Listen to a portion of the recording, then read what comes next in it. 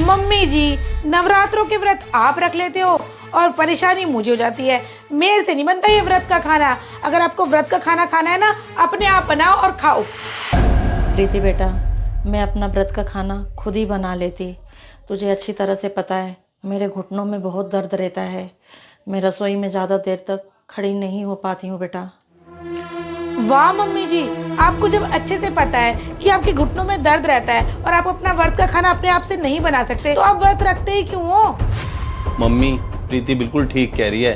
व्रत रखने का ये मतलब नहीं है कि आप किसी पे बोझ बन जाओ। अब आप बताओ, प्रीति हमारा खाना अलग बनाएगी और आपका व्रत का खाना अलग बनाएगी। प्रीति बेकार में परेशान होएगी ना आपके चक्कर में। बेटा, मेरे व्रत रखने से तुम लोगों को बहुत ज़्यादा परेशानी हो रही है। विशाल बेटा, ऐसा करना, मार्केट जाके मुझे फल ला देना, मैं उसी से गुजारा कर लूँगी। मम्मी, आप तो ना सिर्फ बोल ही देते हो। आपको पता है नवरात्रों में फल कितने महंगे हो जाते हैं, और वैसे भी है ना आपकी दवाइयाँ चल रही है। आपको तो ये व्रत रखना ही नहीं चाहिए था। मम्मी जी, विशाल बिल्कुल ठीक तो कह रहे हैं। आपने व्रत के चक्कर में दवाइयाँ और छोड़ दी हैं कि कहीं मेरा व्रत ना टूट जाए। अब कल को आपको कुछ हो गया तो हमें लेके आपको दौड़ना पड़ेगा और खर्चा वो अलग हो जाएगा हमारा। प्रीति बेटा, दवाइयाँ तो उम्र भर खानी है।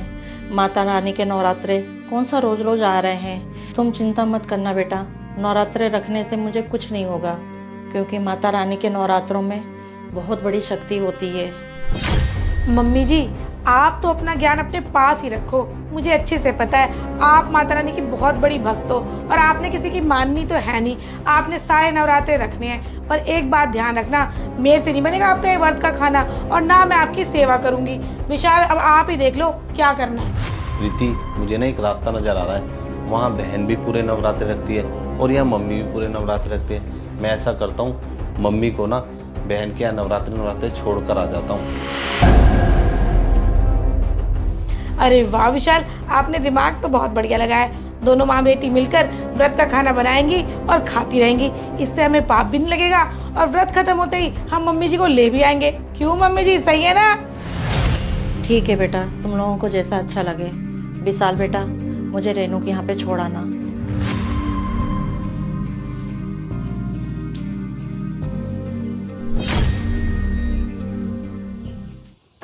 विशाल, आ गए आप? आज बड़ा लेट कर दिया आपने ऑफिस से आने में।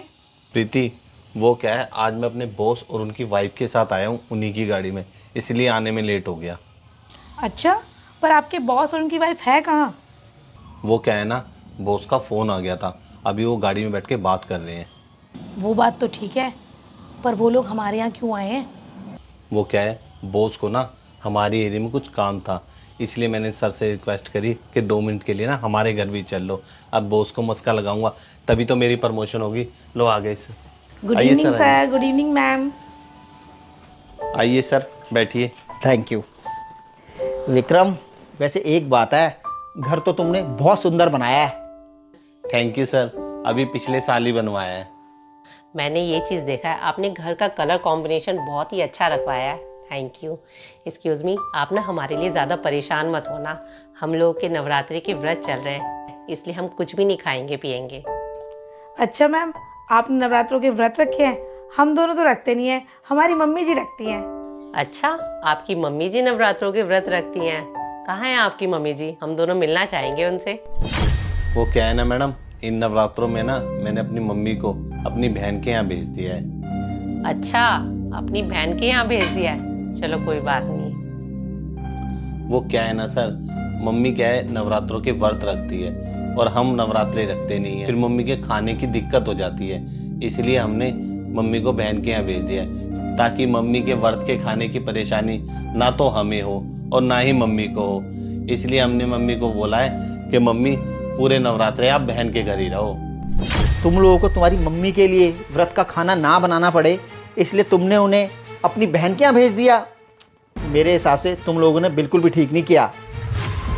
सर, इसमें तो हमें कुछ गलत नहीं लगा। जब हमें कहीं जाना होता है तब भी तो हम अपनी मम्मी को बहन के यहाँ छोड़ते हैं, तो हमने नवरात्रों में छोड़ दिया तो क्या हुआ?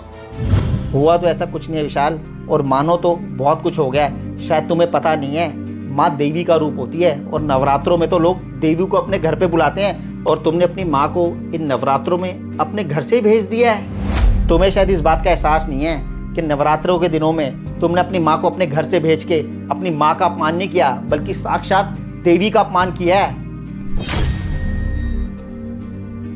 विशाल, तुम्हें एक बात बोलूं, आज मेरे पास जो भी कुछ है वो सिर्फ और सिर्फ मेरी माँ के आशीर्वाद से है, क्योंकि हम दोनों मिलके मेरी माँ की बहुत सेवा करते हैं। और मैं तो तुम्हें एक ही बात बोलूँगा, जो इंसान अपने माँ बाप की सेवा करता है ना, वो तरक्की ज़रूर करता है। चलो ठीक है विशाल, चलते हैं।